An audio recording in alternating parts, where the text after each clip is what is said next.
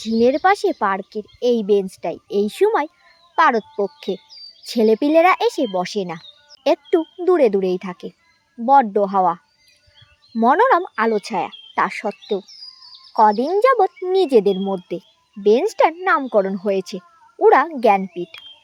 আসলে ইদানিং সকাল বিকেল এখানে এসে বসেন সদ্য অবসরপ্রাপ্ত অঙ্কের শিক্ষক পরেশবাবু। বরাবরের রাশভারী মানুষ, একটু কড়া প্রকৃতির, ঘরে বাইরে দু জায়গাতেই। তাই এখনো যেন সহজে মিশিয়ে নিতে পারেননি নিজেকে অবসর জীবনের সাথে।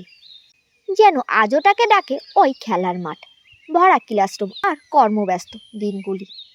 এই যেমন আজ বড় মনে পড়েছে ফেলে আসা কর্মজীবন আর ফুলের মতো ছাত্রছাত্রীদের কচি মুখগুলি। আজকের দিনটা যে বড্ড অন্যরকম, তাই হয়তো। একটা দীর্ঘশ্বাস চেপে এগিয়ে যান পার্কের বেঞ্চটার দিকে, কিন্তু একই ফুলে ফুলে উপচে পড়েছে প্রতিদিনের চিরপরিচিত বসার জায়গাটি।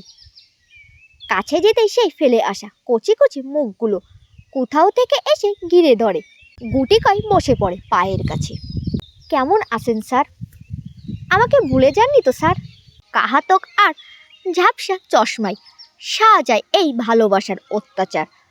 চোখের কোণে ঝরে পড়ে তৃপ্তির বাড়িধারা। বড় প্রশান্তি নিয়ে বললেন, ভালো আছি রে বাবা, ভালো আছি। আর মনে মনে বললেন, তোরা আছিস বলেই তো ভালো আছি রে, ভালো থাকিস, ভালো রাখিস। আর এমনি করেই ছাত্র শিক্ষক সম্পর্কে মাধুর্য ধরে রাখিস আজীবন।